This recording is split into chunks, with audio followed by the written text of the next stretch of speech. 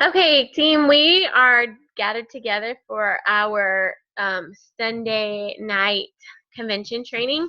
And Kim and I wanted to take a few weeks and talk about leadership, but talk about it a little differently than just the John Maxwell books. I know a lot of you have read John Maxwell or have done the 21 Laws or things like that.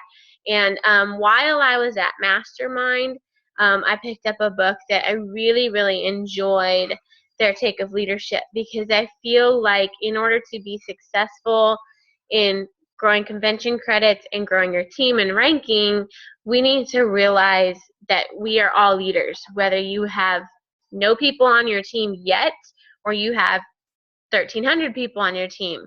It doesn't matter. We are leaders of the people below us. And I feel like our job is to not just train people on our team, but we need to train them to be leaders as well and equip them. So I am going to share with you my screen. And this book is called Launching a Leadership Revolution. And it is by I believe it is by Orrin Woodward or Chris Brady, one of those two, and Randy Gage. And I love Randy Gage. And so this is part 1.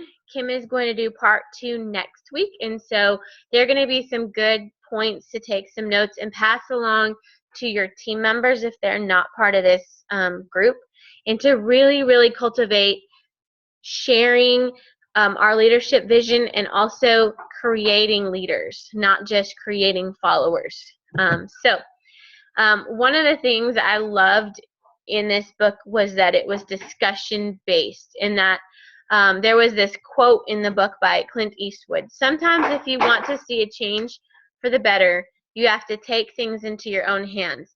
And I feel like, especially lately, it's been so easy to blame other things, why we're not growing, why we're not ranking as fast as we want to, and things like that. And ultimately, it comes down to us, and sometimes we need to fix the problems ourselves. So whether you're looking at your Plexus business or whatever, it doesn't matter. Josiah, get over here. Leadership is needed all around us. But a lot of times we don't know what it really means. I have no idea how that pink thing got on my screen. We don't really know what it means to be a good leader.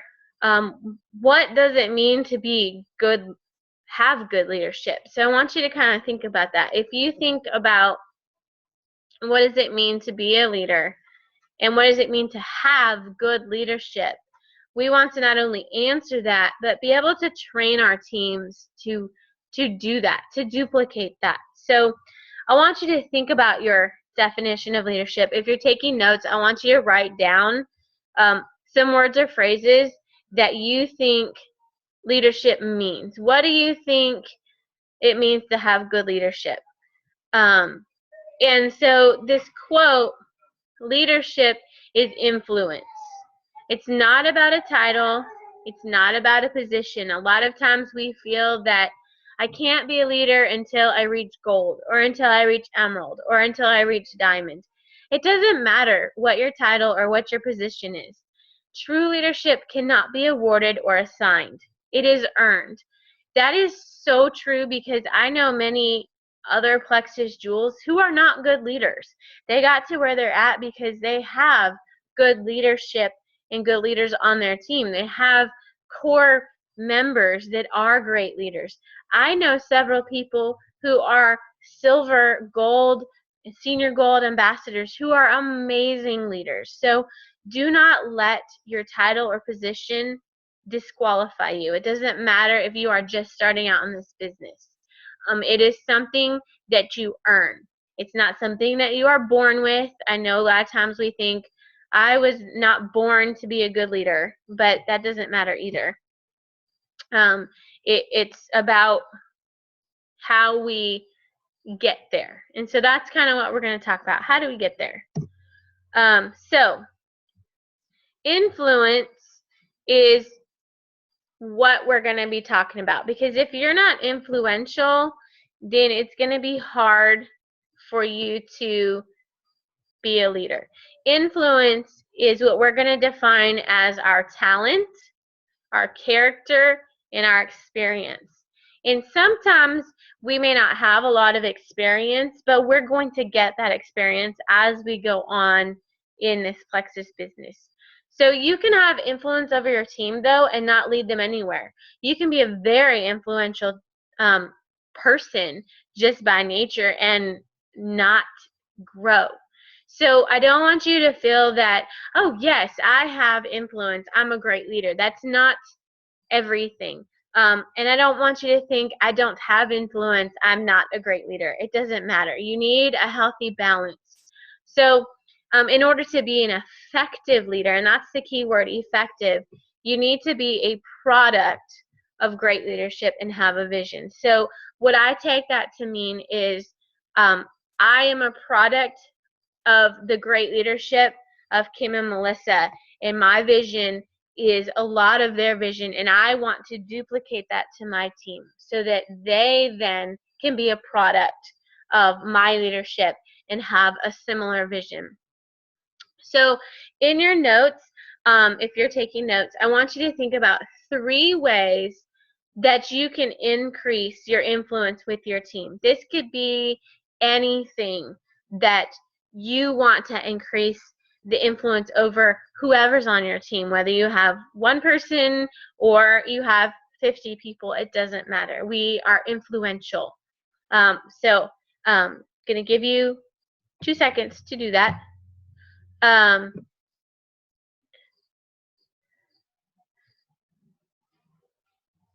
as you're thinking about that, think about how you can do that. Think about ways you can incorporate and work on that. Because as a leader, which you all are, you're going to provide a positive environment and culture, but also a productive culture with your teams. You can provide an encouraging, positive, fluffy, sunny environment and culture, but if you're not producing or challenging your team to be productive, then you're not, it's like being influential and not leading your team anywhere. You're just there for the sunshine and rainbows and fluff. When you have people that need this opportunity, who want this opportunity. So those are some things that we need to remember as we create leadership on our teams. So I want you to think about, too, how would you right now describe yourself as a leader to your team? And I don't want you just to say good, bad, fantastic, terrible. I want you to think about different areas, because some of you guys are really great in certain aspects of leadership, whether it's motivating your team, challenging your team, all those different things. There's so many different facets of leadership that saying a good leader or a bad leader is very broad. I want you to think about very specific. I am a good leader in these areas. I need to work on my leadership in these areas, challenging my team, following up with my team, connecting with my team, growing my team. There's so many different ways that you are a leader to your teams. And so I want you to think about that, not just as an umbrella, okay? So as you're thinking about that, that's kind of what we're going to talk about, is how to become a better leader. See. Okay, so why should you be a leader? A lot of times you don't want to be a leader and you suddenly become a leader. I know for myself, working so closely with Kim and Melissa and being such good friends with them, I personally did not realize how much of a leadership role there is for myself and my team until I had a Ruby, senior Ruby rank, which to me is too late. Being a leader involves helping others, not just your team, but your customers, your potential ambassadors. You're empowering your team. You're telling them these things to help their belief. You can do it. And you're serving others. You are helping your team achieve their goals, because by doing that, you will achieve your goals. And leaders lead for the joy of creating something bigger than themselves. I used to think that it would be the ultimate thing for me to hit Emerald and go to Hawaii and have financial freedom. But what I have found is it's even more of a joy to see my team finding that they can pay bills from their Plexus paycheck, that they are able to stay at home with their kids because of Plexus, that they're able to go on a family vacation that they maybe could not have gone on. Things like this are so much bigger, and that is what we should be striving for. And I want you to listen to this little short video. It is you might have heard it. It's about the McDonald's story. But what I have found is that a lot of times we think that we can't do it, or we sell ourselves short. And so I'm going to play just the first few minutes of this. And I want you to listen to like the message of it. Hi, I'm Evan Carmichael. Welcome to another edition of Modeling the Masters. Today we're going to look at the builder of one of the most recognized companies of all time, Ray Kroc from McDonald's.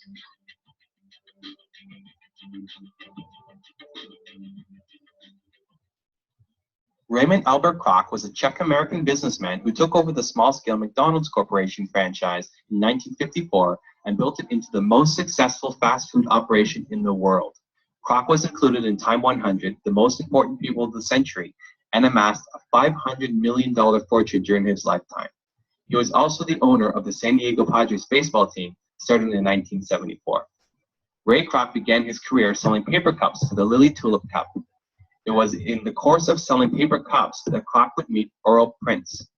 Kroc had noticed Prince after he began buying Lilly cups by the truckload for a product that he had recently invented, a 5-spindle milkshake mixer. Kroc saw big opportunities in the milkshake mixer and bought the exclusive marketing rights to the product. Over the next 17 years, Kroc would travel across America selling it. When he received an order for 8 milkshake mixers from brothers Dick and Mac McDonald in California, he had to go out to see them. The McDonald brothers had focused on just a few menu items: hamburgers, cheeseburgers, french fries, soft drinks, and milkshakes. Kroc was impressed with the efficiency and the popularity of their restaurant and saw his next business opportunity with them.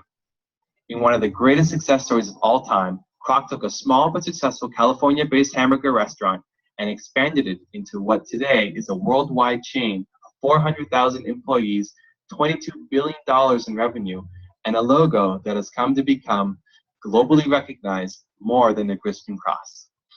So the next question becomes, how can you model the success of Ray Kroc? Here. Okay, we're not going to watch the rest of that, but the importance behind that video is 2 things. First of all, Ray Kroc had a vision. He started just selling paper cups. Nobody knows him really for that. They know him for synonymous with McDonald's. But he saw this opportunity where this small brothers-owned franchise was just a tiny restaurant that had a few menu items, and those 2 brothers did not see the big picture, the big vision.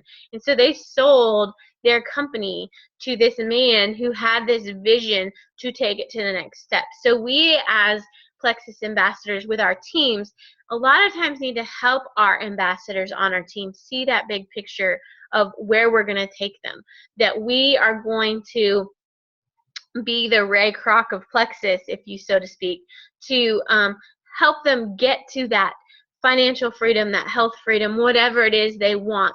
Because a lot of times we settle for that tiny little business that is not going to go anywhere.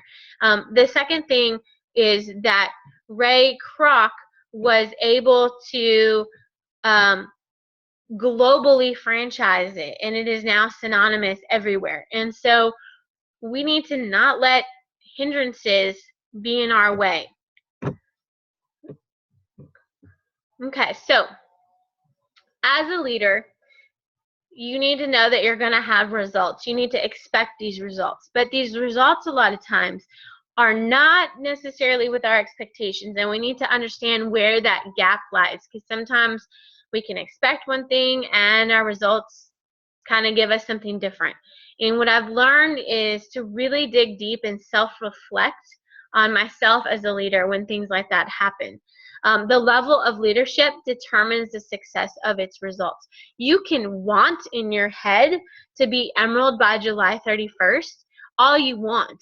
But if you are not putting in the work behind those words and you are not doing the leadership side of it, you are not going to be there. And so you need to look at your success. Are you leading your teams like they should be led to provide that culture of growth? So I want you to ask yourself, are you satisfied with your business results lately? Back office aside, are you satisfied with your personal business results lately, your team? Take an honest reflection moment and look at your leadership, because everything does rise and fall in leadership. If you back off of your team, they're not going to grow as much. If you encourage and provide that fast encouragement in that positive, productive environment, they're going to grow. There's a quote by Eric Worre that is so true. Success loves speed. If you are wanting to grow, you're going to encourage your team to grow, and it's going to be exponential. So I want you to think too, though, are you a confident leader or are you lacking confidence in your skills? We can have great leadership, but our biggest enemy is ourselves. We can say, I am not good enough. We disqualify ourselves before anybody else has a chance to praise us. And that is why Kim, Melissa, and I always say post positive affirmations, because we need to know our identity and know our skills and have confidence in them. Have confidence that you are a great leader. We are not perfect and we are all learning every day, but we need to be confident in what we know. If you are amazing at product knowledge, then have faith and help your team become amazing in that, and learn on the side the other areas. So think about the different teachers or bosses you've had in the past. How would you describe your worst teacher or your worst boss? Think about their leadership. Think about the way they talked to you, the way they interacted with you, why you did not like them. And then I want you to think about your favorite teacher or your best boss you've ever worked for. What made that person hold that top spot? What made them likable? What was true about their leadership? Were they influential? Were they relatable? That's kind of what you want to go for. And so I want you to kind of compare and contrast the difference between these two, the good and the bad, because we need to be aware of these. Okay, so anyone can be a leader. I do not want you to think, I was not born to be a leader. I've failed in the past. Who cares? This is not the past. This is a new day. This is a new season. Leadership ability can be acquired. I used to discount myself all the time. I would say, I am just a math teacher. I do not have what it takes. I was not in admin like Melissa was. I don't know how to lead people. And that is not true. You can learn to be a leader. You can develop these skills. You just have to want to do that. So how do you become a good leader? I'm sorry for this purple thing. I don't know what it is, but it's driving me crazy. Leadership is not an art and it's not a science. It's both. A lot of us are very logical minded, and so we want to know, what are points A, B, and C on being a good leader? What do I need to do? Show me them on paper and I'll copy them and duplicate them, and then we're good. And that is good partly. That's the science part. But it's also not alone. You have to have that influential artistic part. On the flip side, you can't be just all influential and not take your team somewhere. So you need to have a good balance of both. So I want you to take a moment after this video, sometime this next week, and look at the people in your downline. Reach out to the people that are active in working this business, and I want you to message them, call them, text them, asking them how they can be successful. How can you help them? Because sometimes people want it, but they're afraid to ask for help. So I want you to reach out to them and say, hey, I would really love to help you work this business. What can I do to help you get to silver, to help you get to gold? What can I help you do to grow your business? Let's team up together. Be that person who initiates. Ask them, do they want to work the business? Sometimes I've had people that are wholesale buyers that signed up just for the discount have amazing PV because they have found that they're sharing Plexus and not realizing how easy it is to make an income. So don't just work on people that have expressed an interest. If you see people who have high PV, reach out to them. Are they wholesale buyers? Don't disqualify them based on your assumptions. Like I just said, some people don't realize how easy it is to share. This is so important, these last 2 points. Believe in yourself. You are capable of greatness.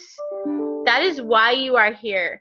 Kim and I picked specific people that may not have said they want to be part of this group because we see greatness in you and we believe in you. Now you need to believe in you to go the second half. And then believe in your team. People need encouragement from you, their leader. They need to believe that you see the greatness in them as well, that they can do it. Think of them as kind of like your kids. I tell my kids all the time, you can do it, because they can't see that they can do it. And so I want you to think about your chances of success.